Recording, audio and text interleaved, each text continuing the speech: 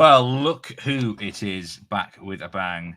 You are with the live reaction show, Steve Wyss and Simon Holden. How are you doing, Simon? I'm doing great. I look permanently embarrassed, Steve. I'm not happy to be here, mate. Yeah, I've noticed you got a bit of colour to your cheeks today. Yes. Thought you'd maybe been away to, I don't know, Iberia or somewhere for the weekend. No, No. not even Filey. I've been playing golf in I do a lot of work for charity, Steve. I'm not one of these people who goes on about it. Right. But I've been playing Saturday, and the last round was this morning. Terrible weather for 3/4. Then the clouds parted. That rare sighting of the sun, and it's very, very hot. And I'm afraid I've been quite badly singed. So I apologize if anybody wants to turn their lights out and save some electricity. I will probably light half of North America with just that lovely red thing. So red for danger, we say. It is not a Liverpool fan thing. Let's be very clear, Steve. The question is anyone going to get burnt with the betting this afternoon, or has anyone been burnt already this weekend? Let us know if you have been, because I'm trying to think. I've not been burnt that much yet. A couple of disappointing results, a couple of winners. You know how it goes up and down. So, yeah, we've got plenty to discuss on this show. Imran, welcome in. And he says he likes over 2.75 goals in Fulham against Liverpool. We're going to have to start there because that is the match which kicks off in 7 minutes' time. And so all the talk about this match is the lineup. The Liverpool lineup is missing some key men. Mo Salah has been rested to the bench. I can't remember them actually ever doing this in a match that really mattered, unless he wasn't fully fit. So, this is the front trio for Liverpool. Diaz, Diogo Jota is there, and Gakpo with Elliott, Endo, and Gravenberch in midfield. Trent's in the side at right back. I mean, that shifted the odds, Simon. I mean, Liverpool were knocking on the minus 200 door, I think, for this game. You can get Liverpool money line at minus 148 to beat Fulham. Does that interest you? No. I'll tell you what does interest me, and we just said off air, haven't we? I mean, if this Liverpool side he's put out was the one he liked, where's it been? Why has he not been playing these players? Cody Gakpo, I know, has been very unhappy at not featuring at all. So he's given these guys a chance. But, I think whatever team Liverpool put out, Fulham have got a great chance here. They've already beaten Tottenham and Arsenal at home. I think they're a team that can raise their game. And the last time I looked, now I don't know whether the lineup has changed this, Steve, but Fulham were available at plus 370. I thought that was excellent. The price now on Fulham is plus 360 with Bet Rivers. The ties at plus 335. Now, the bet that I don't think Bet Rivers offer it, but it's team to score the first goal. Yeah, Liverpool have conceded, is it? Yeah. 21 times in all competitions this season, they've conceded the first goal. So as we can't bet that, we've got to look at the sort of half-time, full-time. The bet that I think actually, in a way, it contains that ideal, doesn't it? So the half-time, regular time. Yeah. So if Fulham get the fast start, get the lead, we know that Liverpool are the kings of the late goal, kings of the comeback. We also said it would cost them dear constantly having to go to the 90th, 93rd, 94th minute. But the price for the halftime regular time, Fulham to be leading at halftime, Liverpool to equalise, make it a tie, is plus 1,400, which I thought was 14-1. Yeah, I thought that was very much in the value zone. I think that's worth a play. I really do. I would have to agree with you there. Half-time, Fulham at plus 325, just to be leading at half-time, I think. Yeah, that's a good play. Fulham draw double chance at half-time, minus 141. I mean, I know it's not amazing odds, but it's not bad just for them not to be losing at halftime. No, and of course there is a sort of side story here about, and another reason why I think Fulham will come flying out of the blocks. They left Anfield extremely sore, didn't they, and extremely angry about some decisions that went against them. And I suspect that the Friday team talk and this morning's team talk is just based around playing highlights from that game and getting this team wound up. They certainly feel they owe Liverpool one. And also, he's going to point to recent results and say, this Liverpool side, he's chopped and changed. That suggests that even Klopp's not completely sure about what his best 11 are at the moment. And they could be not here for the taking, but they're here to have a go at. And I think Fulham will give it a real go in the first half. Do you know what might be an even better bet? Or a good one is with Bet Rivers here. Liverpool to win the second half. Now, of course, you could bet on this at half time as well. and you might be wise to wait for that if you wanted. But minus 103 to win the second half. We know that Mo Salah will probably come on. The only reason he wouldn't come on is if they were 3 or 4-0 up, which we don't see it happening. Imran reckons Jota and Gakpo to score any time. I mean, they're starting for Liverpool today. They're a good team, so you wouldn't want to put anyone past that. Gakpo, for me, I'm still not convinced by him with his finishing all the time, but he does score goals. Derek has said here, I think this is to you, Simon. Thanks for the Scotty Masters pick. I suspect he's thanking my old mate Channers for that more than me. Well, I don't know. I think we've talked about the Masters a few times, haven't we? Yeah. Back we gave Colin Morikawa, didn't we? So anybody, we give us a good run for it. Give it a good run for the money, Morikawa. Yeah. Not a bad. We're going to talk a little bit about golf later, because there's some interesting stuff regarding the fallout from the Masters, Live Golf futures and majors and things like that, backing players. So we've got you sorted for this. Let's have a correct score for the Fulham game, actually, Simon, before we move on. Tough one for correct score, but what do you reckon? I think 2-1 Fulham. I am going to say the Desmond might make an appearance. 2-2. Can the Archbishop make an appearance? He's there, yeah. 10-1 for 2-2. I think that's all right. Yeah, that's all right. Yeah, I'd say was it Imran just suggested the overs? I can see that, particularly Fulham. If I think the key to that bet is Fulham scoring first. I think then that changes the whole dynamic of this match. Well, that Munoz is a good player, isn't he? He's found form. I think since the start of February, he scored a lot of goals. Rodrigo Muniz, for Fulham, plus 265 with Bet Rivers to score any time. You could probably do worse than that against this Liverpool defence, which is not always watertight, is it? So, it's an interesting Fulham, a weird side. Fulham, for me, one of the hardest teams to actually predict in the whole Premier League. They are, But what you can cling to is that repeatedly at home against the clubs that are higher up in the table, they have performed above themselves. And he seems to be able to get them up for these big games, which suggests there's a problem. I mean, they failed to beat Sheffield United. They failed to beat Everton. I mean, so there is a dip when they play the lower team. So obviously he can get them up for games like this. And as I say, I really think that leaving Anfield feeling they'd been, he used the word cheated on the night, how he felt cheated. I think they're going to be revved up. So I expect a fast Fulham start here, and that I wish there was a market. I wish there was a market that who's going to be the better team, because at the end of every match, Marco Silva's interview is "We were the better team." So we know that Fulham are going to be the better team. Whatever happens. But they're a weird side. They're a better team every week. Like you said, they nearly had the rare double of losing to Burnley and Sheffield United on their slate this season, but at the same time, beating the likes of Spurs and Arsenal as well. Well, they beat Tottenham 3-0, and it could have been strange, couldn't it? Yeah, well, I can't work them out. So that match is just starting now, and it's been a big weekend in the Premier League already. I mean, we've got to have your instant reaction here, Simon, a big Everton fan. Everton 2, Nottingham Forest 0. What are your thoughts on the game? Loads to discuss from it. Yeah, I am extremely relieved because I think that's got Everton over the line. I really, really do. And it takes the pressure off the upcoming Merseyside derby, because had they lost today, that's got to become an evil game. Now it can become a little bit more of a, if not relaxed game, it'll never be that. But the Premier League's had some hits this week, Steve. It's paraded itself as being by far the greatest league. We've seen in the Champions League that may well not be the case at the moment. And also the quality of some of the games. Yes, Everton have won 2-0. I'm extremely relieved. But anybody watching that, it was an appalling game of football. I mean, Notts Forest going forward were absolutely clueless. They had loads of play. Everton can never string any moves together. And I just wonder really if, I know they're two of the worst 5 or 6 teams in the Premier League, but it really wasn't a great advert for the top league. And Forest will go away thinking 2 out of the 3 penalty decisions could well have gone their way.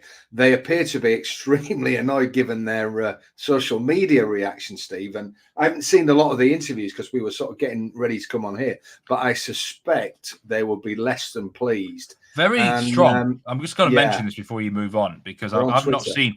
I actually thought the former Leeds United media bloke had hijacked the Forest account, because this is probably the most controversial, one of the most. It may well get taken down eventually. I don't know. Well, it's libelous what he's put. Yeah, they've said 3 extremely poor decisions, 3 penalties not given, which we simply cannot accept. We warned the PGMOL that VAR is a Luton fan before the game, and they didn't change it. Our patience has been tested multiple times. NFFC will now consider its options. Well, what are they going to do? Well, the bloke's probably more offended about being outed as a Luton fan than as a corrupt guy, isn't he? Well, I didn't know that, did you? If he is one. No, they always say God's an Everton fan. Now we know VAR's a Luton fan. It's all happening, isn't it? Everything's been revealed. I mean, it's all right talking about options. Or what are you going to do? Take your bat and ball home? I mean, refuse to turn up next week? What are your options? Does this show? Are you now worried? Right? Genuinely, we don't know the odds in running for Nottingham Forest. I actually looked at their fixtures before this game, and I know Luton took a big beating yesterday, but I was thinking they're the team that probably had to win it more than you did. I felt a draw was better because Everton have still got draw matches at home to Sheffield United, Brentford, which are very winnable fixtures. Forest now go Manchester City next, and does a statement like that just kind of show that they're really under huge pressure? Well, there's only one thing that can keep Notts Forest up, and that's Luton. I mean, had Luton had the sort of beating yesterday that it was almost like if the league is the boxing match, it's almost like the referee was looking at whether the corner's going to throw a towel in. I saw Luton as they walked off, and the players looked, for the first time this year, they looked a broken group of people. It really did. It's going to be very hard for them to come back from that. Forest really, this is the game that got away from them, Steve. I don't think Everton reacted well from the horror of Monday night against Chelsea. But I still think if Forest had been more composed, they could have at least got a draw out of this game. And he's got to build on that. How many more wins? I mean, the other question is, how many more points will Forest have to get to finish above Luton and be safe? It might not be that many. Have they got enough already? I mean, like after yesterday, Luton might not even look like getting another point. Exactly. I think that sometimes you can get overreactions though. Look, Everton lost 6-0 on Monday night. Oh, I know Chelsea are a lot better than Brentford and they were away from home, but it's funny a result like that in isolation, because Brentford were always going to survive for me anyway. If they'd lost to Everton 5-1 or Forest 5-1, it would have been different. But they could. I think they could still get back on the horse. It's not good for them, but I actually think today's result will give them a bit of a boost. Really, and also that siege mentality that everyone's against them. He can maybe fuel them with that. That's just something that when a statement like that comes about Forest, it just proves to me that they are in a desperate state of affairs where they cannot afford to go down. We know they've got financial issues to balance the books, and they've got this appeal against their points. And when the odds come out Monday morning or tonight about the relegation market, I honestly might be looking. I might have a nibble of them, to be honest. Obviously, the big question: Burnley, by the way, not without a chance. Still, I mean, they've got some tougher games, but picking, aren't they? Yeah, not completely ruled out yet. A couple of wins for them, and it'd be interesting.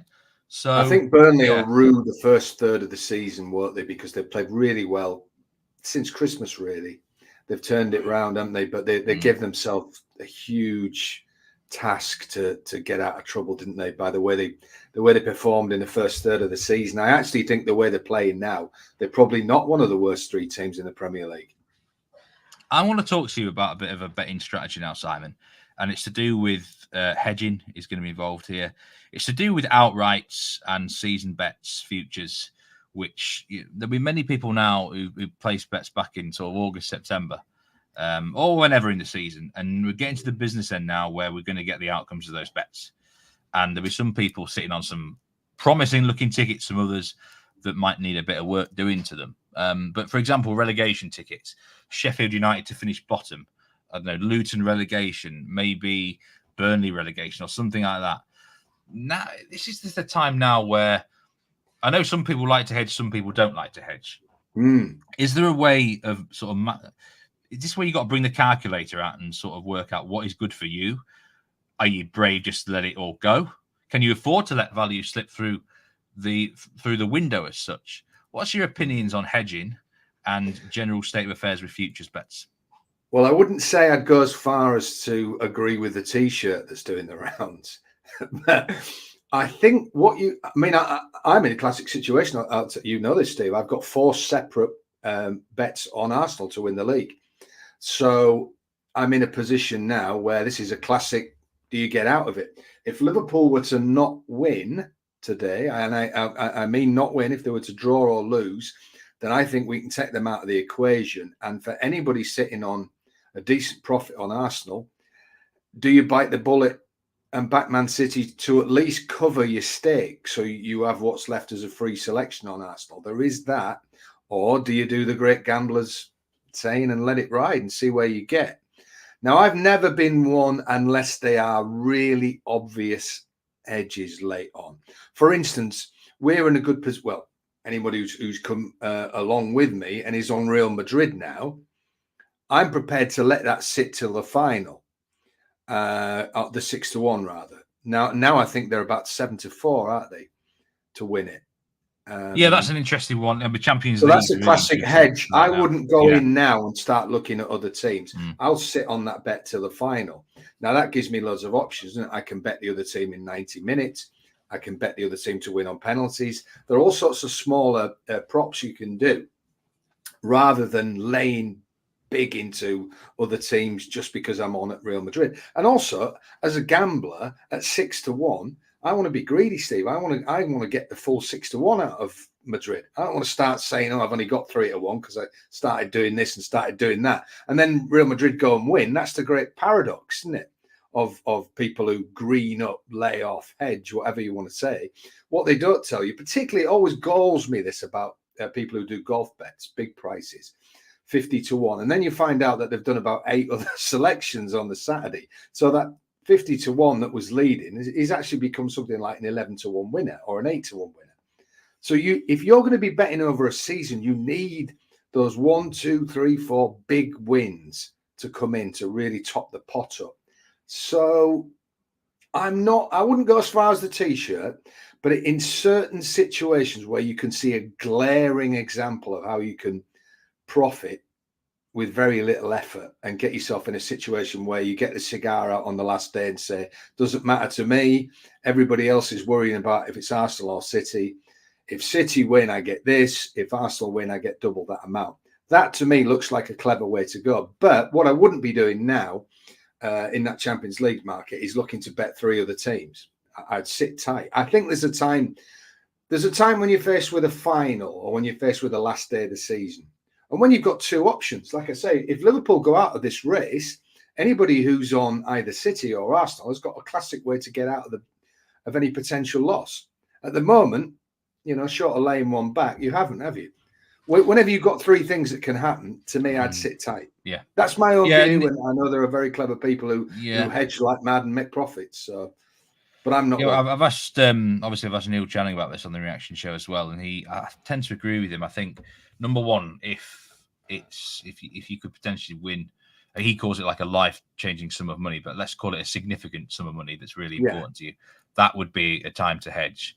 And he also thinks that if you genuinely think the price is wrong on a side, then that would also be a time to hedge. Otherwise, you do lose if you're betting like this over the whole course of the calendar year. You will lose some value if you end up with the winner. You will lose profit. And at the end of, say a 12-month cycle, that does add up. So I think sometimes you just got to be not brave, but just stick with what your actual bet was. And as always, it's with each different occasion is completely different. But I think generally, there, Steve, that it's within your overall betting strategy. So you're not just playing one bet. I'm not just playing one bet, which is Arsenal to win the league. If that's all I was doing all year in football, then probably get on the Man City train now to ensure a profit both ways. But that Arsenal bet is one of loads of other things that's going on. So if it doesn't win, if City win, and I don't win I think the prices were all the way up to 11-2, and the shortest one is about 11-8.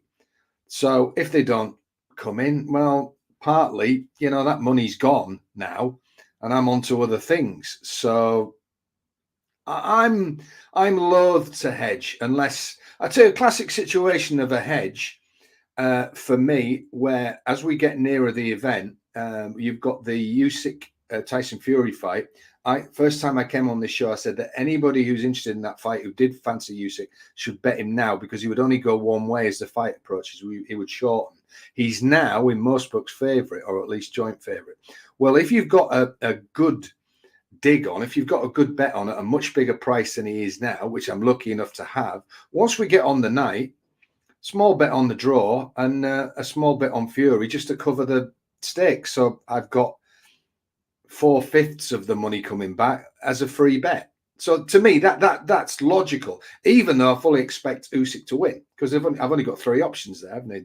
He's either going to win, the other guy's going to win, it's going to be a draw. So there's situations where it's probably folly to not get involved in the other 2, but only when they present as very obvious things to do. Yeah, I think the general advice I would say is stick firm. Hedging is for gardens, is Nigel Seeley's motto, and I think he's not far wrong. He said that.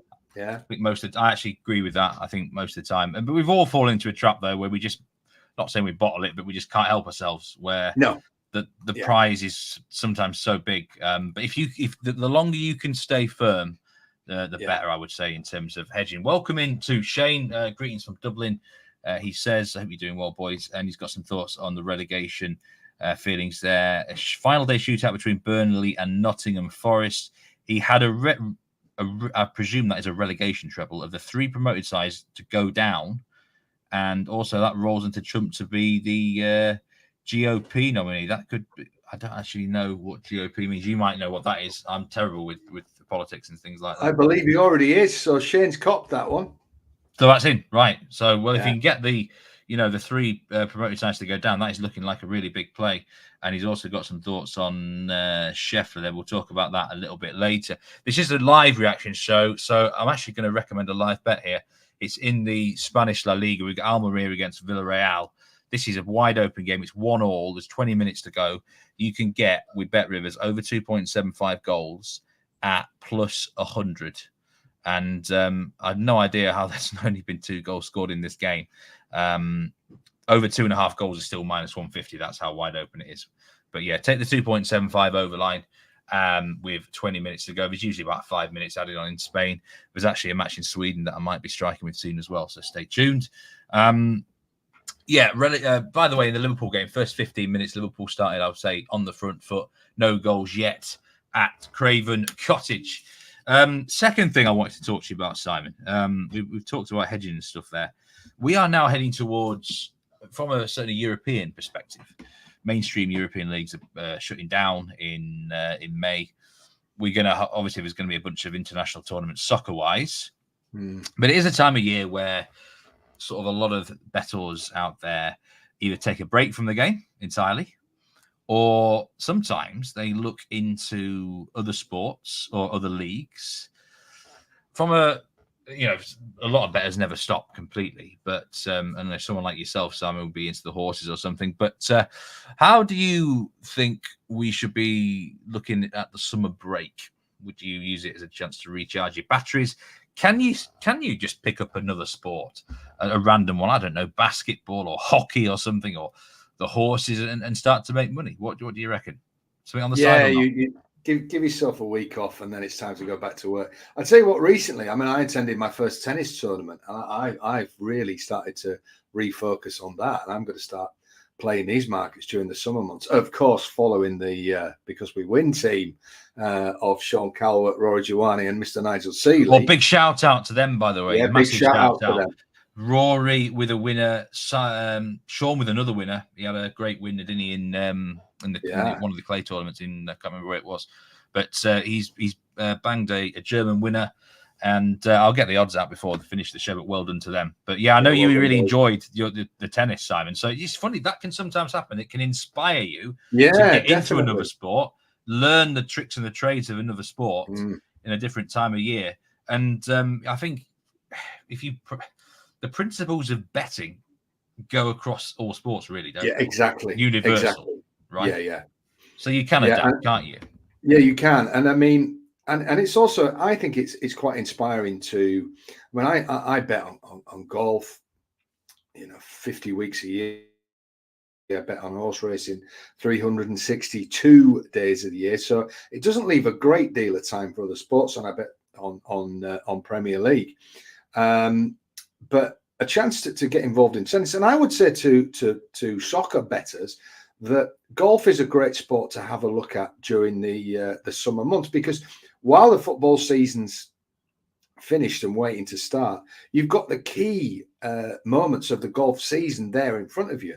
So it can seem daunting, but there are so many markets, there are so many good guides out there that just dip your toe in the water, the outright markets, start to look at some 2-ball, 3-balls. And if you understand value, and if you understand where bookmakers overreact or bookmakers underreact, where the crowd goes, these things go across every single sport going. I don't know anything about betting on basketball or American football, but I do know that there'll be similar types of behavior from the herd, from the crowd. There'll be overreactions from bookmakers.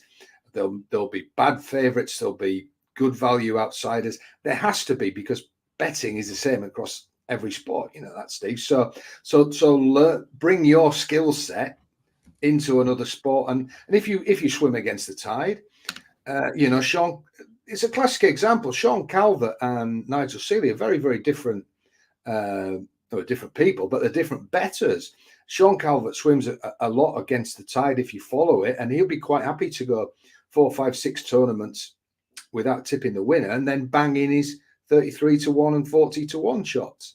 So bring who you are, I'd say, into a new sport. And golf's a classic one. We talked about Scotty Scheffler there. If you want to follow him, you probably won't go far wrong this year, but I'm looking to get people in at 150, 200-1.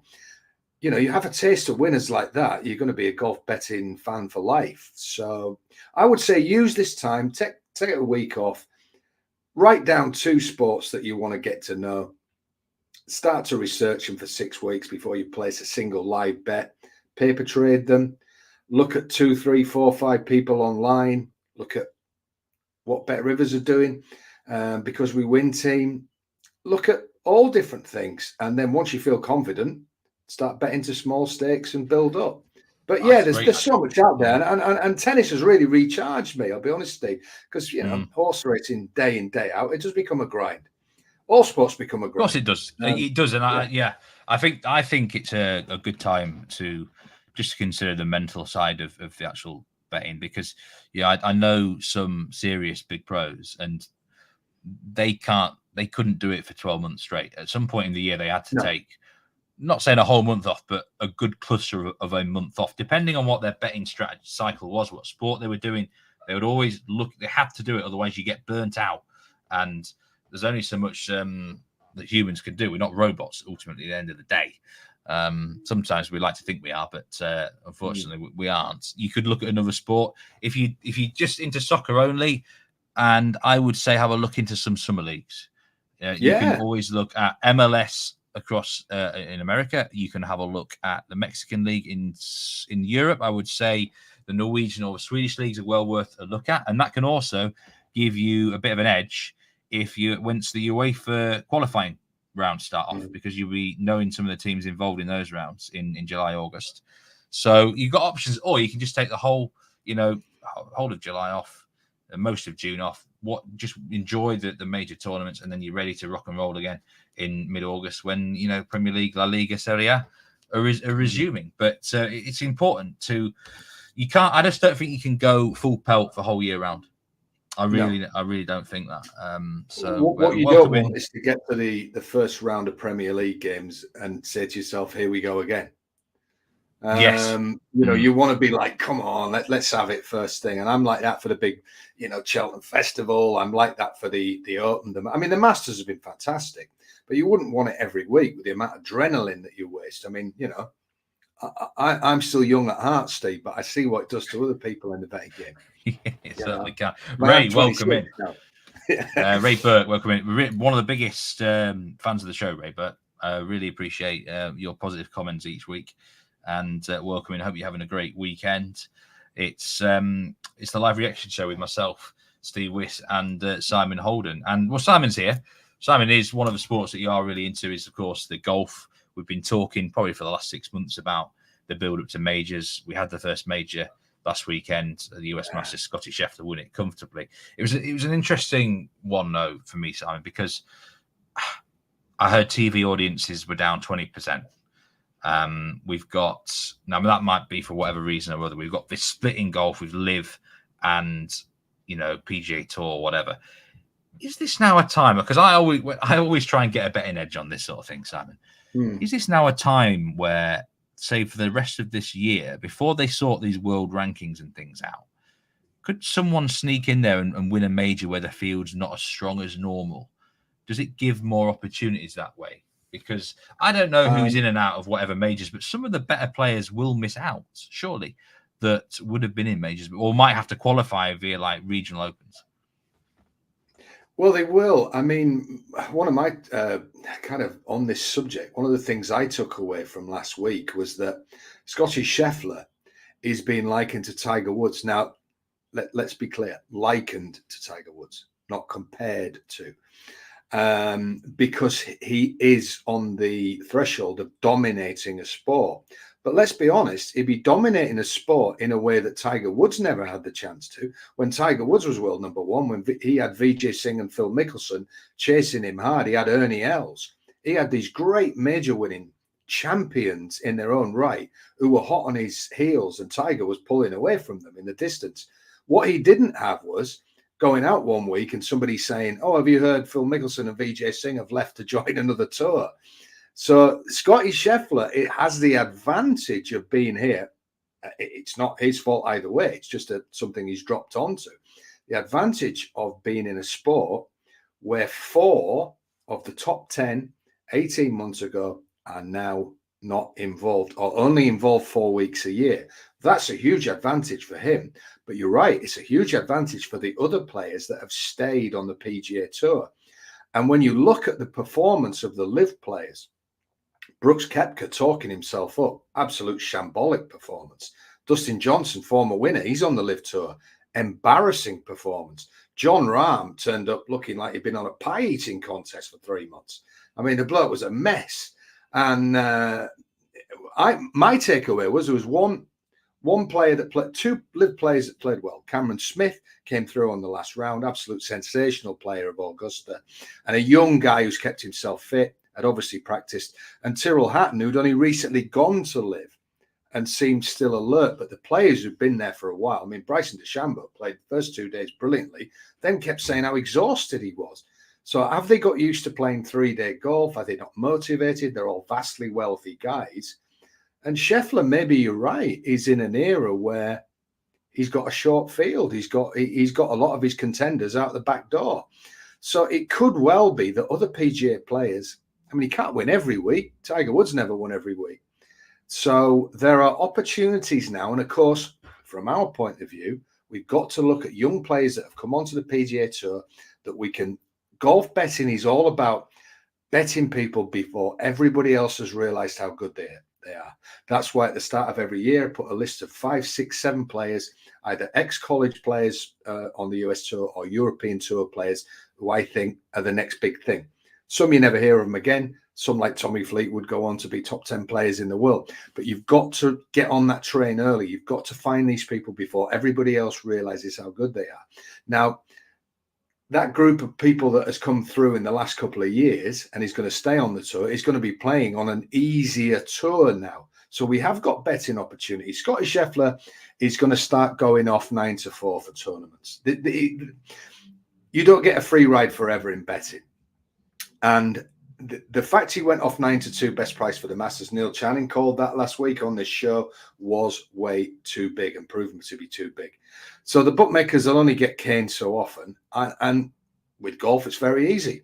At one point, Tiger Woods went off at 15-8, less than 2-1 for the Open at St Andrews. Now, I'm not saying we're going to get to that, but I wonder now if he wins the US PGA, the next major. I think for the US Open and the Open Championship at Troon, you could be talking him going off 2-1 or below. So this We've is going to that since Tiger days, have we? We haven't seen that since Pete Tiger. But remember, Tiger was playing full fields. He's playing. Yeah.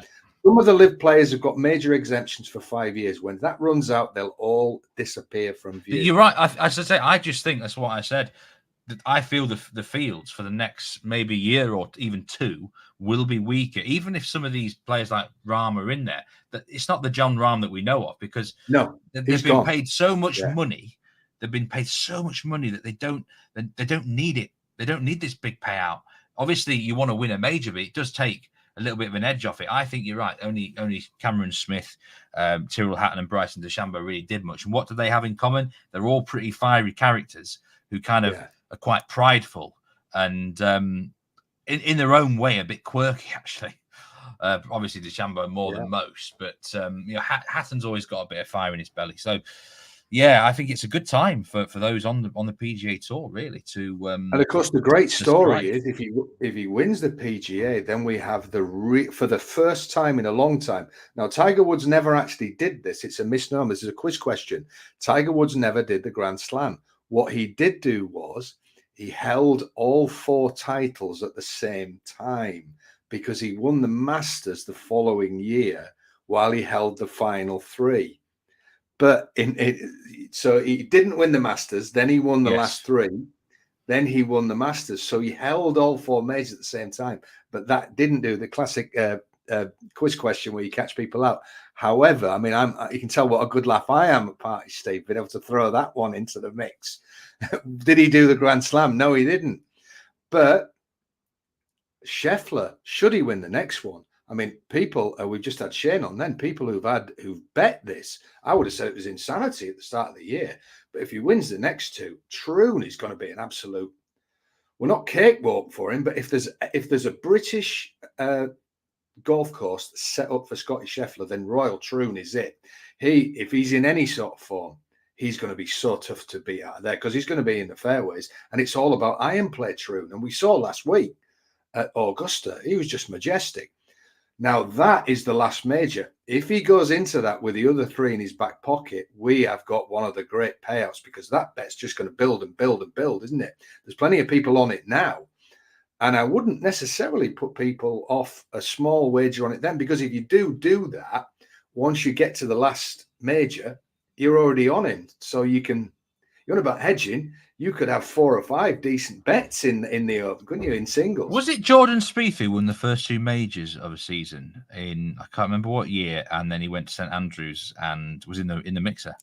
And I bet him to win that. Yeah, me and Nigel were doing a live preview of that Open, and I can't remember what year it was. I think he won the US. It was the year Zach Johnson won. Yeah, it was one of those. Yeah, you're absolutely right. Yeah, I remember and that. What happened was he had won the tournament. This is what being a nice guy does for you.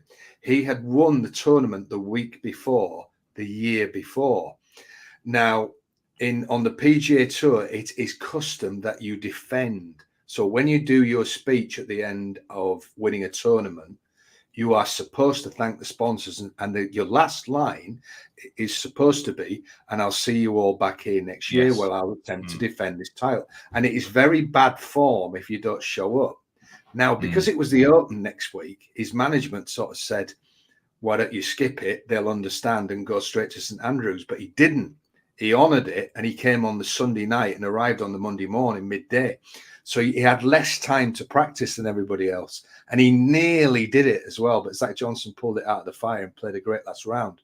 I remember that, It was. So, we're getting close. But I'll tell you the other thing about it. If he wins the first 3, Scheffler is the sort of guy you want to be going into a bet like this to try and land it, because he appears to be without a care in the world. I cannot see. He may not win it and he may not do the Grand Slam, but what he won't do is choke. No, I think it's really, really interesting time for golf. Jason, welcome in, by the way, Jason Spurlock. We had a really good winner with Mets earlier on the European show, 1-0 win for them. Imran said he likes Liverpool live, money line -150. Liverpool have been the better team in this game, actually. They're a shorter price now, I think, than they were. What were they pre-game? Did I say, Simon, was it -141? I can't remember what they were pre-game. But anyway, they've got a free kick here. Trent Alexander-Arnold is over it. It's always a dangerous situation when he's on the ball. Been out injured for a while, but this is this is one of those probably 1 out of 10 he might expect to score. He'd probably be hoping to get it on target 3 or 4 times out of 10.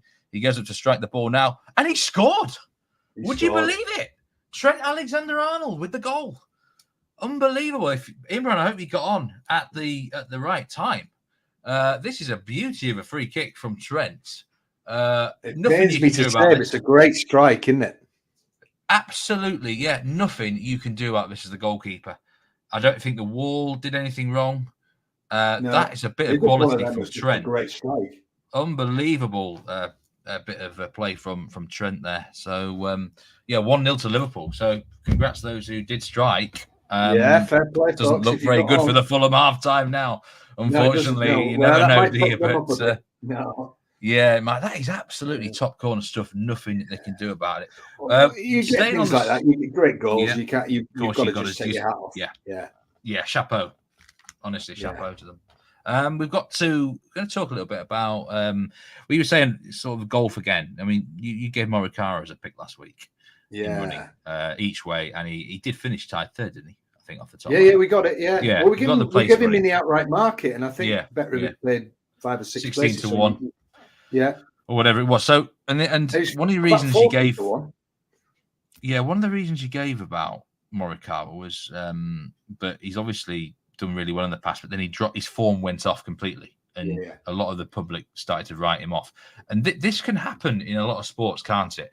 With it's more probably more in terms of individual personnel, but it can happen with teams as well. It's the key. I was going to ask you, the key is to identify when someone is kind of getting back into form and is a threat again. That can be hard to do if you don't know them that well, or you're not watching them as regularly. But in terms of the betting, is there a stage? Have you got to identify a stage when someone becomes value? Do you know where I'm coming from? Where price is just too much. No matter how sort of the bad times they've had, it's about time. It's about finding the right price to strike with someone, in addition to seeing some recovery signs. Is that what got you on to say Morikawa on the track? Well, about 10 years ago, I developed this strategy for all those reasons called good player gone bad. Now, it works in golf, but you made the point earlier that could transfer to other sports. And really, you can customize it. You can use it on instinct, or you can set individual criteria. Now, let's look at Colin Morikawa. This is a dual major winner. Burst on the scene, won his 2 majors. And then, like a lot of people, kind of reality bites. He's had issues with coaches. He's had a few problems with injuries. He's had a few off the field, off the course, even problems. But the fact remains that this is a serious talent, a world-class player. And this is where I think you can use the modern bookmaker and the modern bettor against themselves, because we live in the era of the power of now. Who won this week? Who scored this week? Right, I follow him. Who won the golf? Right, Scheffler. Right, I'm going to do Scheffler next week. And with golf, with those sort of 150 people on the PGA Tour, you quickly go into the camp of whatever happened to him or the forgotten. So I just keep a list. I mean, I have certain criteria. I won't go through them all. But if you're a major champion, you get like 3 stars. If you're a multiple winner on the PGA Tour or the DP World Tour, within that tour, it doesn't cross over to the PGA. So you can have 2 markets going, this DP World Tour and PGA Tour and major. So let's just stick to the PGA Tour, the main one. If you're a major winner, you get 3 stars. If you're a multiple winner, you get 2 stars. If you're a winner of a big event, what I class as a top tournament, you get 2 stars. And if you're just a winner on the PGA Tour, you get 1 stars. And then bet 1 star. Then what you do is you start to look for the people that haven't appeared. Now, I use 4 months. I used to use 6. Sometimes I've used 3, but I use 4 now. So if somebody hasn't won for 4 months and they're on those lists, they start to get on the warm list for good player gone bad. Now, Morikawa had seen a slump. Now, 12 months ago, Morikawa was going off for tournaments 10, 11, 12 to 1 or shorter. Suddenly, he'd started going out at 40, 45 to 1. The same thing happened to Ricky Fowler. Now, eventually, the quality of the player returns. He's a proven quality winner. I'll compare it to horse racing. I always bet on horses that have proven they can do something. I like to bet on things, on people, on horses, on teams that have proven to me they can do something. So Colin Morikawa has amply proven he's capable of winning major championships and big tournaments. Therefore, I see no reason why he won't do it again. The market's forgotten him. The betting public are over here, and he's suddenly over there. Can this same strategy be applied to football teams? I think with a team, it's slightly different because there are many components and there could be reasons, a myriad of reasons why they've gone bad. Whereas with an individual, if he's not injured, or you can work out that he's fit again, or you can work out that his off-field troubles are sorted, then I think you've got to get serious and start playing them at big prices. So Morikawa, I actually said on the show, he is a qualifier in good player gone bad. He's out of form, but I believe there were signs that he turned the corner. And that's what you've got to look for. You've not got to look for somebody being 3rd, 4th, 5th. You've got to look for a sign. Have they started to make the cut? Have they started to shoot well on Sundays against the average score? Are you visually seeing? So it's kind of like, in a way, going against the recent public grain, because we're in an era where it's more like here today rather than people taking note of sort of historical trends. And I kind of agree with you. They always say you're as good as your last performance, but I think even more so these days, there's so much accredited to that now. You could be brilliant for 3 or 4 games in say football, and then you lose one and everyone's on your back. And it's the same in sort of individual golf betting or tennis, I suppose. Maybe I'd be interested to hear Sean Calvert's opinions about that. Actually, maybe we should when quiz Sean on cycles. Form goes in cycles, isn't it? And Morikawa now, ironically, after the confidence boost of last week, he's now going into the last round of the RBC Heritage in 3rd place. So he's well and truly back. However, once you've had your day in the sun, once you've had your win, and they go back to their old prices, here's the horrible thing about golf betting, like soccer betting, like any betting. Once the value's gone, you've got to go bye-bye, Colin, and go and find the next one. I know. You can't get too attached to someone because it can become too... Yeah, it's the same anything in life, isn't it? We did nick a late goal, by the way, in the Spanish La Liga game. For those who took over 2.75 goals, Villarreal, Alexander Sherlock did score a late winner for Villarreal. If it had gone under, I would have been fuming. There's a match in Sweden that's doing my absolute head in right now. It's Häcken against Hammarby. There's 8 minutes to go. I actually backed over 3 goals in this pre-game, and I have no idea how it's only 1-1. I swear, this could be 4-4. The chances that we've had for anyone who does have a spare shilling, you could probably get plus money on over 2.5 goals. And I don't know if it's one of them games which is just destined to end under somehow. But I thought that with the Villarreal game, and there was a late goal, so that's something to look at. And I just want to give some thoughts on a match tonight in France. We've got PSG against Lyon, and I think Lyon are actually a big prize here. Lyon, myself. Me too, and I'll tell you why. You'll know this, Steve. Do you believe in the concept of mental letdown, where a team or an individual goes to the top of the mountain, they use a massive amount of adrenaline, and the next time you see them, they are flat as a pancake? And if there is ever a classic possibility of mental letdown, then it's surely today for PSG. They climbed Everest. Totally agree with you. The other night. I totally agree with you. And Lyon are one of them sides that haven't had an awful lot to play for recently, but now they've won so many games of late that they're in a position where they can fight for Europe themselves. This is a dress rehearsal for the French Cup final, which will take place. Trying to find the actual date for that. It's the last match of the season, 25th of May. And I actually think Lyon are not the worst underdog in that fixture myself, by the way.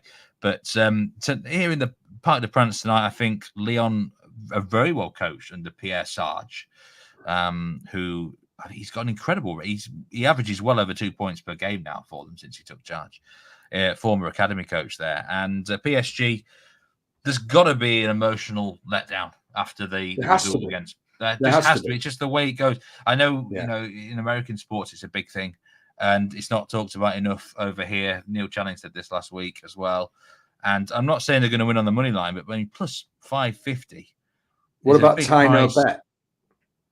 Yeah, draw no bet. It could be something worth. I mean, you probably get around about the plus 250 mark, I do believe, for Lyon. Actually, no, it's bigger. Sorry, plus 350 on the draw no bet. That's not bad, is it?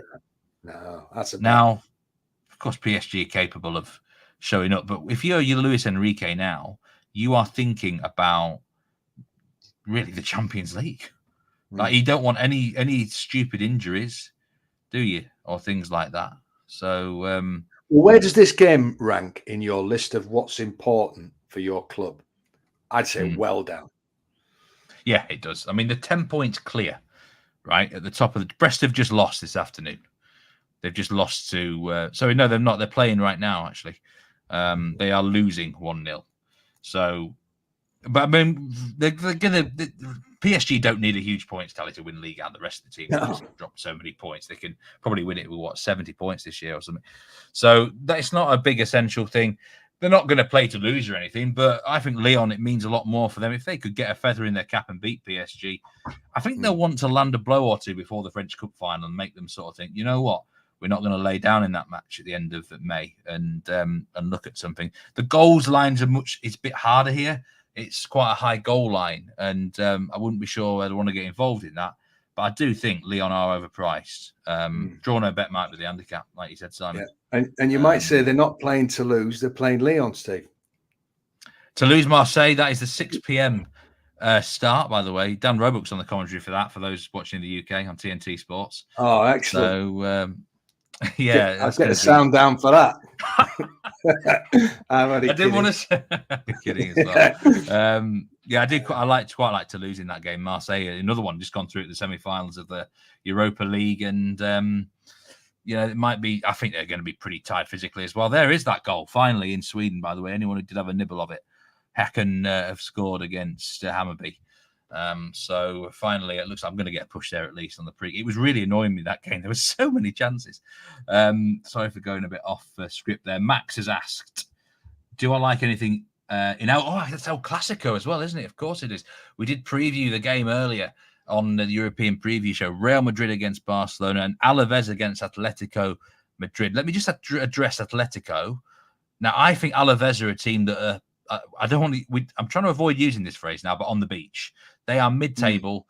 They're not. They shouldn't be going down, and their form has been really poor recently, and this can happen to a newly promoted side. So, despite Atletico de Madrid having that really gut-wrenching defeat in Dortmund midweek, I think Diego Simeone's men will come here and win. But they're not a big price. They're actually odds on. They don't have a great away record. Can you trust them? Probably not. But this is one of them situations where you might look at the end of it and you're thinking, why did I not back Atletico Madrid when it clearly means a lot more to them in terms of league position? So, and he's the sort of guy who will tear into them after the other night, isn't he? He will. Yeah, definitely, mate. So I would lean Atletico there, not massively. Real Madrid, Barcelona. I think Barcelona are a big price here myself. They've just lost to PSG. I think they've got to win the game if they're going to have a chance of winning the title. I don't like betting against Real Madrid very often, though. So, again, it's not a match I've been looking to get involved in heavily. I don't know if El Clasico is on your radar at all, Simon, for later on. As I'm on Madrid quite heavy to win the Champions League, my message is rest all the Madrid stars. Forget about anything else. There is only one thing that matters. I suppose that won't get across them. Yeah, well, I'm going to be watching the golf tonight. And very quickly, anybody, if you want to bet in running on the final round of the RBC Heritage, I meant to mention this earlier. I think Sahith Theegala, who's sitting there in fourth. Now, at the point of being boring, I give him constantly. I think he's a superstar waiting to happen, right? He's 3 shots off the lead in tied fourth.